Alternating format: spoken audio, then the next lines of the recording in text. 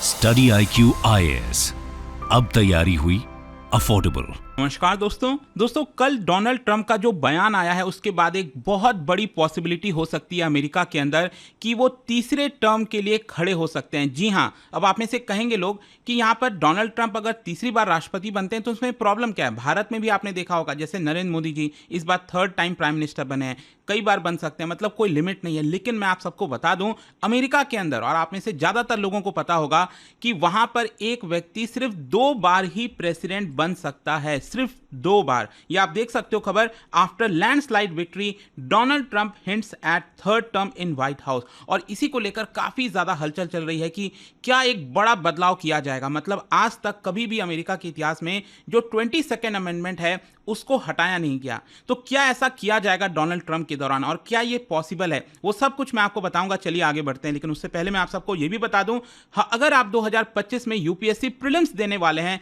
तो आप सबके लिए एक स्पेशल बैच कल से लॉन्च हो रहा है, that is success in prelims plus program, जिसके तहत जो स्टैटिक करंट सब कुछ का रिवीजन होगा, साथ ही साथ टेस्ट सीरीज मिलेगा आपको। लिंक दिया हुआ है कमेंट सेक्शन में और आपको यूज करना है ये कोड अंकित लाइव ताकि आप मैक्सिमम डिस्काउंट ले सकें। और इसके अलावा अगर आप एमसीक्यूज अटेम्प्ट करना चाहते हैं तो मेरे इंस्टा पेज पर जाइए, वहां पर स्टोरीज में जितने भी एमसीक्यूज हैं उसको भी आप अटेम्प्ट कर पाएंगे। तो चलिए शुरुआत करते हैं और सबसे पहले ये देखते हैं कि एग्जैक्टली हुआ क्या है, क्यों हम इसके बारे में चर्चा कर रहे हैं। बेसिकली क्या है, डोनाल्ड ट्रंप आप सबको पता है ये दूसरी बार राष्ट्रपति बनने जा रहे हैं। पहला जो टर्म था वो 2017 से 2021 के बीच में था, 4 साल का, और जो दूसरा टर्म है वो उनका 2025 में स्टार्ट होगा और ये बेसिकली चलेगा 2029 तक। मतलब जनवरी में जो टर्म है वो चेंज होता रहता है। तो यहां पर क्या है कि उन्होंने हिंट किया है, अब उनका जो बयान आया है एक तरह से वो हिंट कर रहे हैं कि वो constitution breaking third term president के लिए खड़े हो सकते हैं। वो बेसिकली अपने जो रिप्रेजेंटेटिव्स थे उनसे बातचीत कर रहे थे और उसी के दौरान देखिए उन्होंने क्या कहा, आई suspect I won't be running again unless you से अदरवाइज। मतलब कहीं ना कहीं वो अपने सपोर्टर से इजाजत मांग रहे थे और बोल रहे थे कि मैं तीसरी बार तो खड़ा नहीं हो सकता एज पर यूएस कॉन्स्टिट्यूशन, लेकिन अगर आप चाहें तो ये बदल सकता है। यहां पर अगेन आप देख सकते हो, I suspect I won't be running again unless you say we got to figure something else. तो हमें कुछ ना कुछ और फिगर आउट करना पड़ेगा ताकि मैं तीसरी बार यहां पर खड़ा हो सकूं। तो उनका जो स्टेटमेंट है उसकी वजह से जो सपोर्टर्स थे उनके, वो एक तरह से क्लैप करने लग गए, चीयर करने लग गए कि हां यहां पर थर्ड टर्म के लिए भी वो राष्ट्रपति बन सकते हैं। और यहां पर सबको पता है, पूरे दुनिया को पता है कि यूएस के अंदर प्रेसिडेंट के ऊपर लिमिट लगाई गई है कि 2 बार से ज्यादा वो प्रेसिडेंट नहीं बन सकते। और ये लिमिट आता है एक्चुअली 22nd अमेंडमेंट से। 22nd अमेंडमेंट यूएस के अंदर किसी भी व्यक्ति को 2 बार से ज्यादा राष्ट्रपति बनने से रोकता है। तो यहां पर अगर उनको थर्ड टर्म के लिए खड़ा होना है तो जो अमेंडमेंट है उसको एक तरह से हटाना पड़ेगा, तभी ये पॉसिबल है। और ये इतना आसान नहीं होने वाला, वो मैं आपको आगे वीडियो में बताऊंगा। सबसे पहले ये समझते हैं कि ये 22nd अमेंडमेंट है क्या। देखिए, जैसे भारत के अंदर आप देखते होंगे कि समय समय पर हमारे संविधान में, हमारे कॉन्स्टिट्यूशन में बदलाव किया जाता है, तो उसको हम कहते हैं कॉन्स्टिट्यूशन अमेंडमेंट, राइट।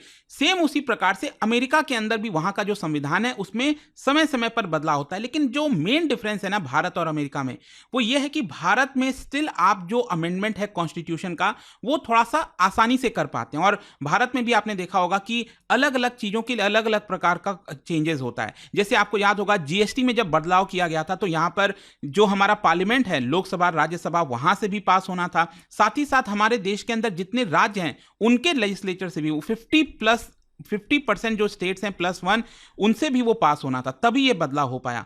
कुछ कुछ अमेंडमेंट ऐसे हैं भारत के अंदर जो आसानी से हो जाते हैं, सिंपल मेजॉरिटी से, फिर स्पेशल मेजॉरिटी से। लेकिन अमेरिका के अंदर क्या है ना, अगर आपको उनके संविधान में बदलाव करना है तो वो बहुत ज्यादा रिजिड है, वो इतना आसानी से आप कर ही नहीं पाओगे, बहुत मुश्किल होता है। और इसीलिए वहां पर टोटल अमेंडमेंट अगर आप देखो बहुत कम है, हमारे यहां तो 100 से ऊपर चला गया है टोटल अमेंडमेंट, राइट। तो यहां पर क्या है कि 22nd अमेंडमेंट को अगर हटाना है यूएस कॉन्स्टिट्यूशन से तो यहां पर उनको बदलाव करना पड़ेगा और बहुत ज्यादा मेहनत चाहिए होगी, जो कि कम चांसेस लग रहा है। लेकिन ये 22nd अमेंडमेंट यूएस के अंदर यही कहता है कि जो प्रेसिडेंट का टर्म है वो 2 बार से ज्यादा नहीं हो सकता, both in consecutive and non consecutive term. अब ध्यान रखिएगा, जैसे कि मान लीजिए अगर मैं कहता हूं जैसे ओबामा थे, ओबामा जो है लगातार 2 बार प्रेसिडेंट बने, 4+4, राइट। तो ये हो गया कॉन्जिक्यूटिव। तो यहां पर भी आप तीसरी बार नहीं खड़े हो सकते। या फिर इन केस डोनाल्ड ट्रंप को आप ले लीजिए। डोनाल्ड ट्रंप 2016 में वो चुने गए थे, तो यहां पर 4 साल का टर्म कंप्लीट हुआ, लेकिन 2020 में जो इलेक्शन हुआ था उसमें वो हार गए थे। तो यहां पर वापस से 2024 में वो खड़े हुए और इस बार वो बन गए हैं। तो इसको नॉन कॉन्जिक्यूटिव टर्म कहेंगे। बहुत कम ऐसा हुआ है पूरे यूएस के इतिहास में, मतलब दूसरे ऐसे व्यक्ति हैं डोनाल्ड ट्रंप जो नॉन कॉन्जिक्यूटिव टर्म में प्रेसिडेंट बनने जा रहे हैं। और ये 22nd अमेंडमेंट में साफ साफ लिखा हुआ है, सेक्शन 1 अगर आप देखोगे, no person shall be elected to the office of the president more than twice. हाँ, ये लिखा गया था कि उस समय जो प्रेसिडेंट होगा, मतलब जब ये आर्टिकल बनाया जा रहा था, तो उस समय जो प्रेसिडेंट था यूएस के अंदर, उसके लिए एक्सेप्शन रख दिया गया कि उसके साथ भेदभाव ना हो, अगले जो राष्ट्रपति बनेंगे उनके ऊपर ये अप्लाई होगा। लेकिन देखिए यहां पर क्या है कि जो इसका इतिहास है वो भी काफी इंटरेस्टिंग है। मतलब कि आखिरकार 22nd अमेंडमेंट यूएस के अंदर कब आया और क्यों आया, ये आपके लिए जानना काफी इंपॉर्टेंट है। मैं आपको बता दूं कि देखो क्या होता है ना, कि एक तो किसी भी देश के इतिहास में जब कोई मुसीबत आती है, प्रॉब्लम आती है, तब जाकर उसका सुधार होता है। कोई भी संविधान परफेक्ट नहीं होता। सेम उसी प्रकार से अमेरिका में तो बहुत लंबा इतिहास है उनका, ओल्डेस्ट डेमोक्रेसी, मतलब काफी पीछे से लंबा चलता आ रहा है। तो क्या है कि 1951 में जाकर अमेरिका के लोगों को यह एहसास हुआ कि प्रेसिडेंट के ऊपर भी लिमिट लगानी चाहिए। ऐसे तो कोई भी प्रेसिडेंट 2 बार, 4 बार, 6 बार, 5 बार बन जाएगा, राइट। ऐसा नहीं होना चाहिए। और ऐसा क्यों हुआ? क्योंकि उस समय क्या था कि जो यूएस के राष्ट्रपति थे फ्रैंकलिन डी रोजवेल्ट, वो एक्चुअली 4 बार इलेक्ट हुए थे। जी हां, वो 4 बार लगातार यहां पर इलेक्ट हुए थे। और ये पहली बार था यूएस के इतिहास में कि 4 बार लगातार कोई यूएस का प्रेसिडेंट जो है चुनकर आया है। तो 1945 में क्या होता है कि 4th टर्म के दौरान ही उनकी मृत्यु हो जाती है, ठीक है, 4th टर्म के दौरान।